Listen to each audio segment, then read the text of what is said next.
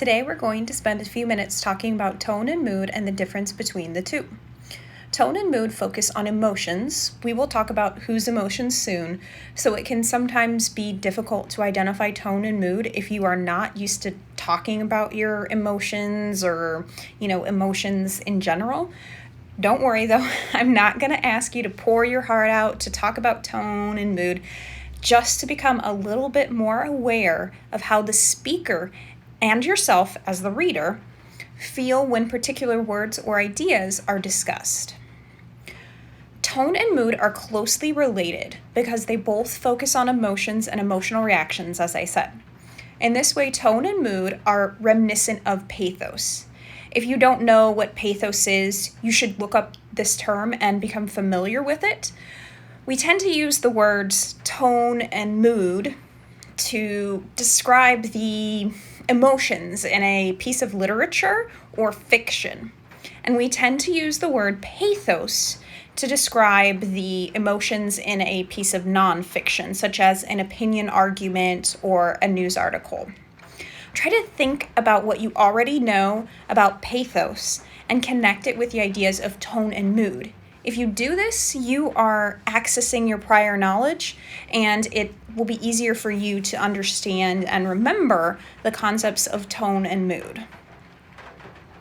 I also stated earlier that tone and mood focus on specific people's reactions and emotions, and it's whose emotions those ideas focus on that separates them. In other words, tone and mood are the exact same ideas, but one talks about speaker's emotions, tone, and one talks about reader's emotions, mood. Let's start by talking about tone. LiteraryDevices.net defines tone as an attitude of a speaker toward a subject or an audience. Tone is generally conveyed through the choice of words or diction, or the viewpoint of a speaker on a particular subject. It is important to note that in writing, the speaker is not necessarily the same person as the writer. Often, writers create a narrator or a persona who discusses the ideas of the piece of work, but does not have the same viewpoints and experiences as the writer. LiteraryDevices.net also gives a great explanation of speaker and how the speaker is different than the author. The website states, a speaker allows a more active voice and plays the role of the mouthpiece in conveying the ideas of the writer or the poet to the audience. For example, in Robert Frost's poem Mending Wall, Frost uses a speaker who talks about rebuilding a wall that separates the speaker from his or her neighbor. Robert Frost may have had this experience with a neighbor, but not necessarily. We do know that the speaker has had this experience with a neighbor, but not necessarily Frost. F. Scott Fitzgerald's Nick Carraway in The Great Gatsby is another great example of speaker. Carraway is not the same person as the writer F. Scott Fitzgerald. And Fitzgerald uses Carraway to give us a particular perspective on the story of Jay Gatsby. So to get back to tone, we must look for clues in the writing about how the speaker feels toward a person or an idea. The writer is going to use specific word choices, also known as diction, to convey how the speaker feels about the person or idea. Tone can be much easier to figure out if the writer uses first person, I, me, my, and so on. But we can still identify tone when a writer uses second person, you, your, or third person. For both tone and mood, I find it easiest to start with the ideas of positive, negative, and neutral. This is to say, when you're trying to identify tone, begin by identifying whether the speaker feels positively, negatively, or neutral about the person or idea they're discussing. After you figure this out, then try to narrow down your tone to an emotion that falls in the category you chose. For instance, if you figure out that a speaker feels negatively toward her stepfather, what negative emotion does she feel? Does she feel pity, anger, desperation, depression, frustration, disappointment? Let's say the speaker feels frustrated that her new stepfather cannot help her with her homework, so she uses a frustrated tone whenever she talks about her stepfather sitting at the kitchen table with her while she's doing her homework. The text states, I found myself wishing my stepfather didn't take such an active role in my life because he sucked at math and English and science. He didn't pick up on my hints that he was irritating me, such as me rolling my eyes, pulling my book away from him, and hiding my paper from his sight.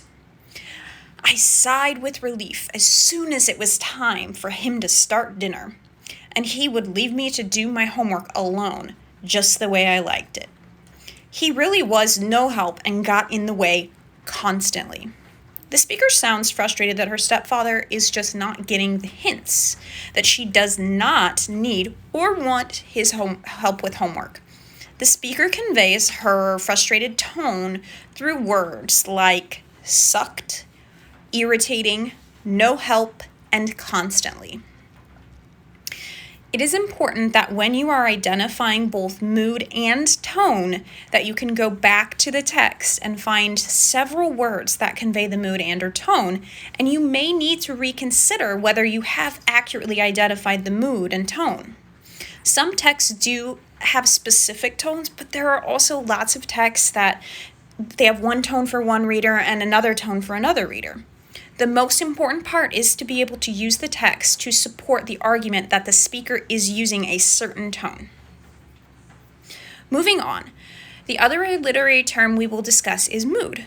Mood is defined by literarydevices.net as a literary element that evokes certain feelings or vibes in readers through words and descriptions.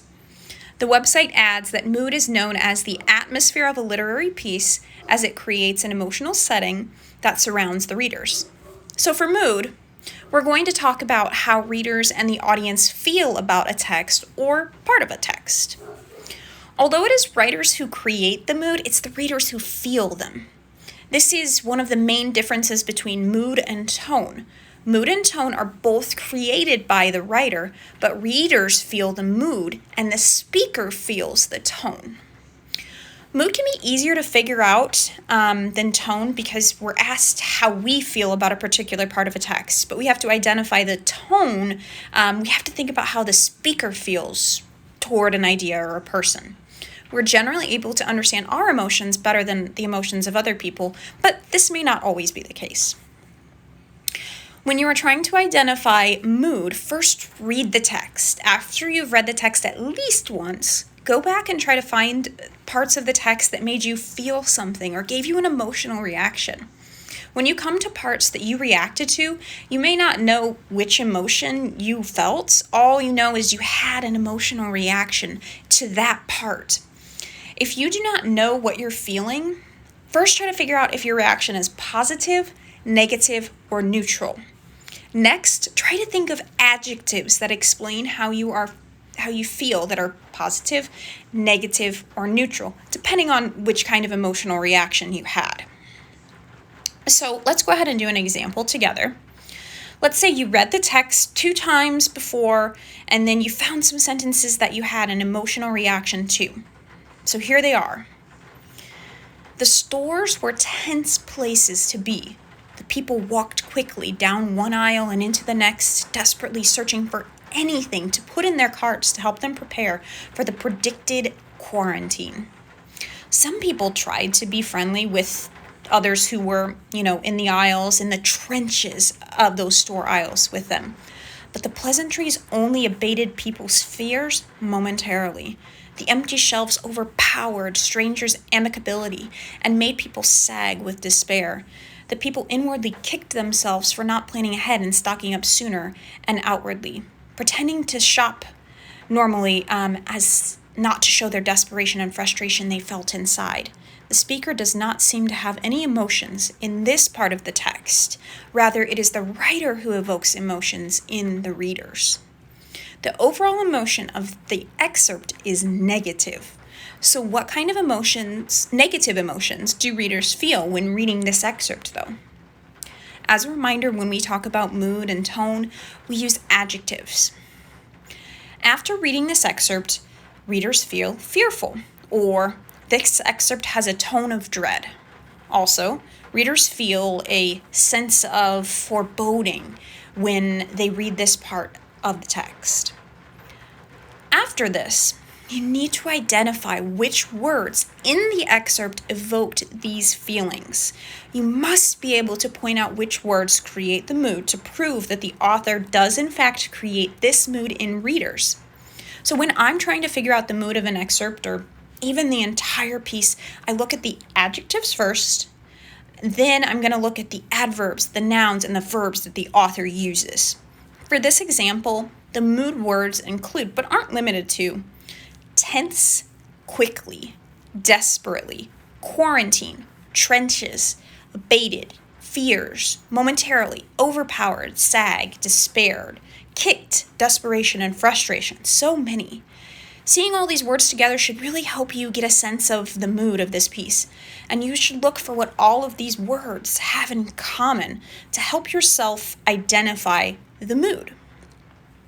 Okay, so mood is similar to tone, but mood focuses on the emotions that readers feel, while tone discusses the emotions the speaker feels. Mood and tone can influence each other, too. The tone that a speaker uses may inadvertently or advertently cause the readers to have certain feelings towards a subject or person. Mood and tone can also work together to help create the atmosphere of the entire piece, but they don't always work together. Sometimes the mood creates the atmosphere by itself, or maybe there is no discernible speaker and consequently no discernible tone. It's important to study tone and mood because we need to be aware of when writers make us react in an emotional way. Writers may try to make us react emotionally to get us to do, something that they want us to do, to a call to action. Or they could use tone and mood to increase our entertainment when we read. Sometimes they do that. Studying tone and mood can also help us become more aware of ourselves and our emotions. Sometimes we give power to our emotions without thinking about which emotion we're feeling or why we're feeling that way. Studying tone and mood forces us to be more aware of our emotions and help us identify which emotions we are feeling. These studies give us more of what we call emotional intelligence. As a result of this increased emotional intelligence, our self-awareness and our relationships will improve too. So don't just think about tone and mood when you are reading. Think about them in your own life too. Well, thanks for watching. If there's anything I missed about tone and mood, or if you have questions, write them below or get in contact with me. Until next time.